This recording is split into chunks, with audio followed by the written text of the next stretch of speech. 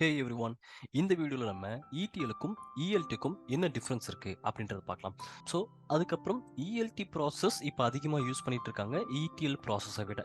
So ஏன் அந்த மாதிரி அதிகமாக இஎல்டி ப்ராசஸ் யூஸ் பண்ணுறாங்க அப்படின்றதையும் நம்ம டீட்டெயில்டாக பார்க்கலாம் இந்த வீடியோவில். ஸோ ஃபர்ஸ்ட் வந்து இடிஎல்னா என்ன, அந்த வேர்டுக்கு உண்டான அர்த்தம் என்ன அப்படின்றத பார்க்கலாம். ஸோ இ ஃபார் எக்ஸ்ட்ராக்ட் அப்படின்றாங்க, டி ஃபார் டிரான்ஸ்ஃபார்ம் அப்படின்றாங்க, எல் ஃபார் லோட் அப்படின்றாங்க. ஃபர்ஸ்ட் எக்ஸ்ட்ராக்ட்னா என்ன அப்படின்றத பார்ப்போம். This is where data is collected from various sources. Sources could be databases, spreadsheets, logs, or any other place where data is stored. So இதில் என்ன சொல்ல வராங்கன்னு கேட்டிங்கன்னா, நம்ம டேட்டாவை வேரியஸ் சோர்சஸ் கிட்ட இருந்து நம்ம வாங்கிட்டு வரோம் அப்படின்றாங்க. ஸோ அந்த மாதிரி வாங்கிட்டு வரதுக்கு பேர் தான் எக்ஸ்ட்ராக்ட் பண்ணுறது அப்படின்றாங்க. இப்போ ஒரு எக்ஸாம்பிளுக்கு நம்ம ஒரு எக்ஸாம்பிள் எடுத்துக்கிட்டிங்கன்னா, நீங்கள் வந்து ஒரு புதுசாக ஒரு கடை ஒன்று திறக்கணும்னு ஆசைப்பட்றீங்க. இப்போ அந்த கடைக்கு வந்து நிறைய டிஃப்ரெண்ட்டான ஆப்ஜெக்ட்ஸ் நமக்கு தேவைப்படுது. ஒரு ஃபேன்சி ஸ்டோர் ஓப்பன் பண்ணுறோம் பார்த்தீங்கன்னா, அதுக்கு வந்து நம்ம வந்து பென்னை வந்து ஒரு பஜார்லேருந்து வாங்கிட்டு வரணும், நோட்ஸ் வந்து ஒரு பஜார்லேருந்து வாங்கிட்டு வரணும், புக்ஸ் வந்து ஒரு பஜார்லேருந்து வாங்கிட்டு வரணும். அப்போ என்ன பண்ணுறாங்கன்னு கேட்டிங்கன்னா, ஒரு இடத்துல இருந்தும் ஒரு பொருளை வாங்கிட்டு வராங்க. அதே தான் இங்கே நடக்குது. ஸோ வேரியஸ் சோர்ஸ் சிஸ்டமில் இருந்து, சோர்ஸ்னா எங்கேருந்து வருதோ அதுதான் சோர்ஸ். ஆக்சுவலாக டிஃப்ரெண்ட் ஆளுங்க கிட்ட இருந்து நம்ம என்ன பண்ணுறோம்னா டேட்டாவை வாங்கிட்டு வரோம். அதுதான் எக்ஸ்ட்ராக்ட். டேட்டாவை வாங்கிட்டு வரதுக்கு பேர் தான் எக்ஸ்ட்ராக்ட் அப்படின்றாங்க.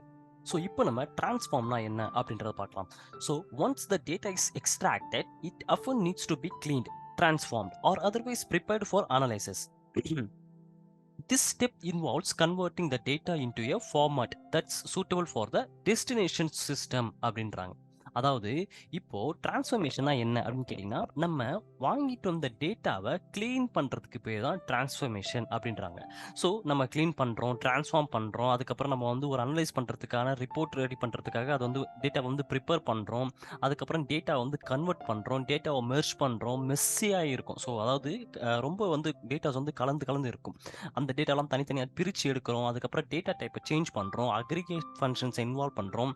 ஸோ இந்த மாதிரி நான் நிறைய விஷயங்கள் பண்ணுறதுக்கு பேர் தான் டிரான்ஸ்ஃபர்மேஷன் அப்படின்றாங்க. ஸோ ரொம்ப முக்கியமான ஏரியா வந்து இந்த ஏரியா தான். டேட்டா வந்து நம்ம கிளியர் பண்ணுற ஏரியா டிரான்ஸ்ஃபர்மேஷன் ஏரியான்றாங்க. ஸோ நம்ம டிரான்ஸ்ஃபர்மேஷன் பண்ணால் தான் நம்மளால் என்ன பண்ண முடியும்னா அந்த டேட்டா வந்து ப்ராப்பராக அனலைஸ் பண்ணுறதுக்கு யூஸ் பண்ண முடியும் ஃபியூச்சர் பர்பஸ்க்காக. சரிங்களா? இதுக்கு பேர் தான் வந்து என்ன சொல்கிறாங்கன்னு கேட்டிங்கன்னா டிரான்ஸ்ஃபார்ம் அப்படின்றாங்க. ஸோ ஃபைனலாக இருக்கவர் யாருன்னு கேட்டிங்கன்னா அவர் தான் load. After the data is extracted and transform, it's loaded into the target system. This could be a data warehouse, a database, or any other storage system that is optimized for the reporting and analysis அப்படின்றாங்க. அதாவது once நம்ம கிட்ட எக்ஸ்ட்ராக்ஷனும் டிரான்ஸ்ஃபர்மேஷனும் முடிஞ்சதுக்கு அப்புறம் அதை நம்ம என்ன பண்றோம்னு கேட்டிங்கன்னா டார்கெட் சிஸ்டம்ல லோட் பண்ண போறோம். ஸோ அந்த லோட் பண்ணக்கூடிய டார்கெட் சிஸ்டம் டேட்டா பேஸாக இருக்கலாம், இல்லை டேட்டா வேர் ஹவுஸாக இருக்கலாம். ஸோ ஏதாவது ஒரு ஸ்டோரேஜ் ஏரியாவில் நம்ம என்ன பண்றோம்னு கேட்டிங்கன்னா அதை லோட் பண்றோம். அப்போ எக்ஸ்ட்ராக்ட்னா வாங்கிட்டு வரோம், டிரான்ஸ்ஃபார்ம்னா என்னன்னா வாங்கிட்டு வந்ததை க்ளீன் பண்ணுறோம், அதுக்கப்புறம் லோட் பண்ணுறோம். லோட் பண்ணுறது என்னன்னு கேட்டிங்கன்னா ஜஸ்ட் அந்த க்ளீன் பண்ண டேட்டாவை உள்ள லோட் பண்ணுறோம். ஸோ இதுக்குண்டான ஒரு எக்ஸாம்பிள் நான் ப்ரீவியஸ் வீடியோலேயே கூட கொடுத்துருப்பேன். என்னன்னு கேட்டிங்கன்னா நம்ம வந்து ஒரு ஷாப்லேருந்து ஒரு பொருளை வாங்கிட்டு வரோம். இப்போ நீங்கள் எக்ஸாம்பிளுக்கு வந்து வெஜிடபிள்ஸ் வாங்கிட்டு வரோம். இந்த வெஜிடபிள்ஸை நான் குக் பண்ணணும்னு ஆசைப்பட்டேன்னா நான் என்ன பண்ணி ஆகணும்னா அந்த வெஜிடபிள்ஸ்க்கு நமக்கு தேவையான சாப்ஸ் பண்ணி ஆகணும், ஸ்லைட்ஸ் வெட்டி ஆகணும், அதில் மசாலா போட்டி ஆகணும். ஸோ இந்த மாதிரியான நிறைய விஷயங்கள் அந்த உள்ளே பண்ணுறோம். அப்போ வாங்கிட்டு வரக்கூடிய பொருள் தான் எக்ஸ்ட்ராக்ட் பண்ணுறோம். நான் இடையில பண்ணக்கூடிய இந்த வேலை தான் டிரான்ஸ்ஃபர்மேஷன். அந்த பொருளை வேறு மாதிரி டிரான்ஸ்ஃபார்ம் பண்ணுறேன். அதுக்கப்புறம் எல்லாம் முடிஞ்சதுக்கப்புறம் குக்கிங்கில் போட்டு நம்ம சமைக்க ஆரம்பிச்சிடுறேன். இதுக்கு பேர் தான் என்ன சொல்கிறாங்கன்னு கேட்டால் எக்ஸ்ட்ராக்ட், டிரான்ஸ்ஃபார்ம் அண்ட் லோட் அப்படின்றாங்க. ஸோ நெக்ஸ்ட் யாருன்னு கேட்டிங்கன்னா இஎல்டினா என்ன அப்படின்றத பார்ப்போம். ஸோ இஎல்டின்றது இதே விஷயம் தான் பண்ணுறாங்க. ஸோ எக்ஸ்ட்ராக்ட் பண்ணுறாங்க, ஆனால் டைரெக்டாக டிரான்ஸ்ஃபார்ம் பண்ணுறதுக்கு முன்னாடியே டெஸ்டினேஷன் ஏரியாவில் லோட் பண்ணிடுறாங்க. ஸோ நான் ஒரு பொருளை வாங்கிட்டு வரேன், வாங்கிட்டு வந்ததுக்கப்புறம் ஸ்ட்ரெயிட்டாக நான் வந்து அந்த கடையில் வந்து லோட் பண்ணிடுறேன். லோட் பண்ணதுக்கப்புறம் நான் அதுக்கு தேவையான மாதிரி அடுக்கி வச்சுக்கிறேன். அதாவது அதுக்கு தேவையான மாதிரி நான் வந்து டிரான்ஸ்ஃபர்மேஷன் பண்ணிக்கிறேன். அப்போது இஎல்டி ப்ராசஸ்னா என்னன்னா எக்ஸ்ட்ராக்ட் பண்ணி லோட் பண்ணிவிட்டு அதுக்கப்புறம் டிரான்ஸ்ஃபர்மேஷன் பண்ணுறதுக்கு பேர் தான் இஎல்டி ப்ராசஸ் அப்படின்றாங்க. ஸோ நெக்ஸ்ட் வந்து why ELT is better choice. இப்போது கரண்ட் சினாரியோவில் நிறைய பேர் வந்து இடிஎல் ப்ராசஸை ஃபாலோ பண்ணுறதுக்கு பதிலாக இஎல்டி ப்ராசஸை தான் ஃபாலோ பண்ணிட்டு இருக்காங்க. ஏன் இப்படி ஃபாலோ பண்ணுறாங்க? இஎல்டி ப்ராசஸில் அப்படி என்ன இருக்குது? நான் பேசிக்காக ஒரு 2-3 எக்ஸாம்பிள் மட்டும் சொல்கிறேன். இன்னும் ஃபியூச்சரில் நம்ம நிறைய பார்க்கலாம். ஃபர்ஸ்ட் வந்து ஸ்கேலபிலிட்டி இஎல்டி ப்ராசஸில் தான் அதிகமாக இருக்குன்றாங்க. கம்பேரிட்டிவ்லி இடிஎலை விட இஎல்டியில் வந்து ஸ்கேலபிலிட்டி அதிகமாக இருக்குன்றாங்க. சரி, இந்த வார்த்தைக்கு முதல்ல அர்த்தம் என்ன? ஸ்கேலபிலிட்டினா என்ன? ஸோ ஸ்கேலபிலிட்டின்ற வார்த்தை வந்துச்சுனாலே நீங்கள் என்ன ஞாபகம் வச்சுக்கிறீங்கன்னா ஒரு ரப்பர் பேண்டை ஞாபகம் வச்சுக்கோங்க. அந்த ரப்பர் பேண்டை என்ன பண்ணலான்னு கேட்டிங்கன்னா நம்மளால் எவ்வளோ வேணாலும் அதை இழுத்துக்க முடியும். நம்ம எப்போ அதை க்ளோஸ் பண்ணுறோமோ அதை க்ளோஸ் ஆகிக்கும். ஸோ அப்போ அந்த ரப்பர் பேண்ட் வந்து நம்மளால் முடிஞ்ச அளவுக்கு எக்ஸ்டெண்ட் பண்ணிக்கலாம். நமக்கு தேவையில்லைன்ற போது நம்ம அதை வந்து க்ளோஸும் பண்ணி வச்சுக்கலாம். அப்போ இதுக்கு பேர் தான் ஸ்கேலபிலிட்டின்றாங்க. ஸோ அப்போ இந்த இஎல்டி ப்ராசஸ் வந்து மோர் ஸ்கேலபிள்ன்றாங்க. ஸோ மேக்ஸிமம் இதை வந்து கிளவுட் என்விரான்மெண்ட்ல தான் யூஸ் பண்ணுவாங்க. ஸோ நீங்க பார்த்தீங்கன்னா, இப்போ யூஸ் பண்ணக்கூடிய நிறைய கிளவுட் ஸ்னோஃப்ளேக்கா இருக்கட்டும், ஸோ அஷூரா இருக்கட்டும், இந்த மாதிரியான நிறைய கிளவுட்ஸ்லாம் வந்து இஎல்டி ப்ராசஸ் தான் பண்றாங்க. எக்ஸ்ட்ராக்ட் பண்ணி, அதுக்கப்புறம் லோட் பண்ணி, அதுக்கப்புறம் டிரான்ஸ்ஃபர்மேஷன் பண்றாங்க. ஏன்னா ஸ்கேலபிலிட்டி வந்து கிளவுட் என்விரான்மெண்ட்ல நல்லாவே இருக்கும். ஏன்னா அதில வந்து கம்ப்யூட்டிங்னு சொல்லிட்டு ஒண்ணு தனியாவே ஒண்ணு இருக்கு. அதுக்கு அதிகமான ஃபோர்ஸ் குடுக்கறதுனால, உங்களால ஸ்கேலபிள் நல்லாவே பண்ண முடியும் அப்படின்றாங்க. ஸோ செகண்ட் அட்வான்டேஜ் என்னன்னு பார்த்தீங்கன்னா, காஸ்ட் எஃபிஷியன்ஸியா இருக்கும் அப்படின்றாங்க. ஏன் காஸ்ட் எஃபிஷியன்ஸியா இருக்கும்? இந்த இஎல்டி ப்ராசஸ் ஃபாலோ பண்றதுனால ஏன் காஸ்ட் எஃபிஷியன்ட்டா இருக்கும் அப்படின்னு பார்த்தீங்கன்னா, இப்போ இடிஎல் ப்ராசஸ நம்ம எடுத்துக்கலாம். எக்ஸ்ட்ராக்ட் பண்ணி டிரான்ஸ்ஃபார்ம் பண்றாங்க பார்த்தீங்களா?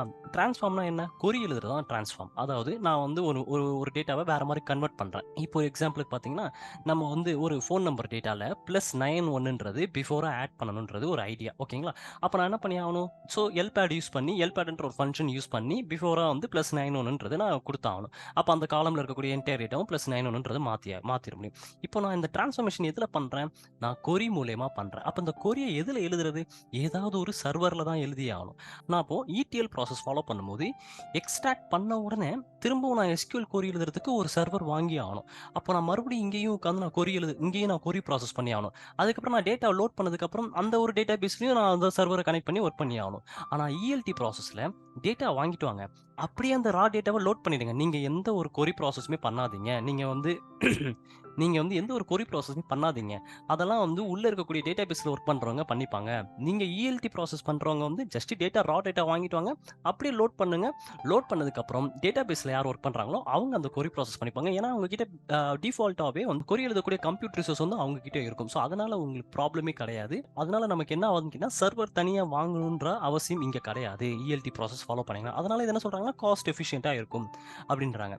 ஸோ, நெக்ஸ்ட் ஒரு பாயிண்ட்டையும் பார்த்துடலாம். நெக்ஸ்ட் வந்து சிம்ப்ளிஃபைட் ஆர்க்கிடெக்சர் அப்படின்றாங்க.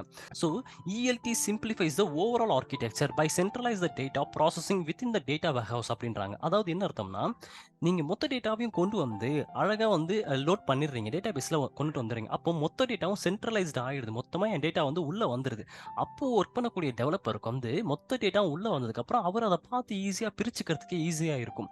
இப்போ ஒரு எக்ஸாம்பிளுக்கு நம்ம இன்டர்நெட்ல இருந்து சில விஷயங்கள் டவுன்லோட் பண்றோம். ஒரு சாங்ஸ் எல்லாம் டவுன்லோட் பண்றோம் வச்சுப்போம். இப்போ மொத்தமா நம்ம தமிழ் சாங், இங்கிலீஷ் சாங் எல்லா சாங்கையும் நம்ம டவுன்லோட் பண்றோம். டவுன்லோட் பண்ணி நான் என்ன பண்றேன்னா, தனித்தனியா பிரிக்கிறேன். தமிழ் சாங் தனியா, இங்கிலீஷ் சாங் தனியா அப்படின்னு சொல்லி தனித்தனியா பிரிக்கிறேன். பிரிச்சதுக்கு அப்புறம் நான் லோட் பண்றேன். இப்ப நான் லோட் பண்ணும்போது, உள்ள இருக்கக்கூடிய டெவலப்பருக்கு வந்து சப்போஸ் தமிழ் சாங்ல ஒரு சாங்க நம்ம மிஸ் பண்ணிடுறோம்.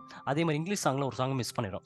நான் லோட் பண்ணதுக்கு அப்புறம் அந்த டெவலப்பருக்கு என்ன தெரியும்னா, நம்ம வந்து 3 சாங்க டவுன்லோட் பண்ணியிருக்கோம். ஆனா டெவலப்பருக்கு அனுப்புனது வந்து 2 சாங் தான் அனுப்பியிருக்கோம். அப்ப என்ன ஆகுதுன்னு கேட்டீங்கன்னா, ஒரு சாங் மிஸ் ஆயிடுச்சு. ஆனா அந்த டெவலப்பருக்கு இந்த விஷயமே தெரியாது. ஒரு சாங் மிஸ் ஆயிடுச்சுன்ற விஷயமே தெரியாது. அது யாரோட மிஸ்டேக்ன்னு கேட்டீங்கன்னா, இந்த இடிஎல் ப்ராசஸ்ல பண்றவரு. அதாவது எக்ஸ்ட்ராக்ட் பண்ணி டிரான்ஸ்ஃபர்மேஷன் பண்றாரு. சில டேட்டாவ டிரான்ஸ்ஃபர்மேஷன் பண்ணும்போது தேவையில்லன்னு சொல்லிட்டு டெலீட் பண்ணி விட்டுர்றாரு. அதுக்கப்புறம் அவர் லோட் பண்ணி இது அதுக்கப்புறம் அத லோட் பண்ணி டேட்டாபேஸ்ல அனுப்பி விட்டுர்றாரு. இப்ப டேட்டாபேஸ்ல ஒர்க் பண்றவங்களுக்கு இந்த மாரி ஒரு டேட்டா இருந்துச்சுன்ற விஷயமே உங்களுக்கு தெரியாது. அப்போ ஒரு கிளையன்ட்க்கு வந்து அந்த டேட்டா தேவைப்படுதுன்ற ஒரு சிச்சுவேஷன் வரும்போது, அப்ப அவங்க அங்க ஸ்ட்ரகிள் ஆவாங்க. அதனால இங்க என்ன பண்றாங்கன்னு கேட்டீங்கன்னா, இஎல்டி ப்ராசஸ்ல மொத்த டேட்டாவையும் வாங்கிட்டு வாங்க. அத அப்படியே தூக்கிட்டு போயிட்டு டேட்டாபேஸ்ல லோட் பண்ணி விட்டுருங்க. அந்த டெவலப்பர் கிளையன்ட்க்கு ஏத்த மாரி, கிளையன்ட்டோட ரெக்யர்மென்ட்க்கு ஏத்த மாரி, அவருக்கு என்ன தேவைப்படுதோ அதுக்கேத்த மாரி அத பார்த்து பிரிச்சு, அவர் வந்து அந்த ப்ராசஸ் பண்ணிப்பாரு. ஸோ அப்போ இந்த சிம்ப்ளிஃபைட் ஆர்க்கிடெக்சர்ன்றாங்க. ஸோ மொத்த டேட்டாவையும் சிம்ப்ளிஃபையா கொண்டு வந்து இதுல வச்சுர்றாங்க. சென்ட்ரலைஸ் பண்ணி வச்சுர்றாங்க. டேட்டாபேஸ்ல வச்சுர்றாங்க. டேட்டாபேஸ்ல வச்சதுக்கப்புறம் அத டைரக்ட்டா ஒர்க் பண்ண ஸ்டார்ட் பண்றாங்க. அப்படின்றாங்க. ஸோ இதனால தான் என்ன சொல்றாங்கன்னு கேட்டீங்கன்னா, இடிஎல் ப்ராசஸ விட இஎல்டி ப்ராசஸ் வந்து ரொம்ப நல்லாவே இருக்கும். அதனால இப்ப இருக்கக்கூடிய கரண்ட் டெக்னாலஜில கிளவுட் யூஸ் பண்ணக்கூடிய நெறைய பேர் வந்து இஎல்டி ப்ராசஸ தான் ஃபாலோ பண்ணிக்கிட்டு இருக்காங்க. ஸோ இந்த வீடியோல நம்ம இடிஎல்னா என்ன? இஎல்டினா என்ன? எதனால இஎல்டி ப்ராசஸ் எல்லாரும் யூஸ் பண்றாங்க? அப்படின்றத பார்த்தோம். ஸோ அப்கமிங் வீடியோஸ்ல இன்னும் கொஞ்சம் டீட்டெயில்டா நம்ம பார்க்கலாம். ஸோ தேங்க் யூ ஃபார் வாட்சிங் திஸ் வீடியோ. உங்களுக்கு என்னோட கன்டென்ட் புடிச்சிருந்துச்சுன்னா, போற போக்குல ஒரு லைக்க போட்டு விட்டுட்டு போங்களேன்.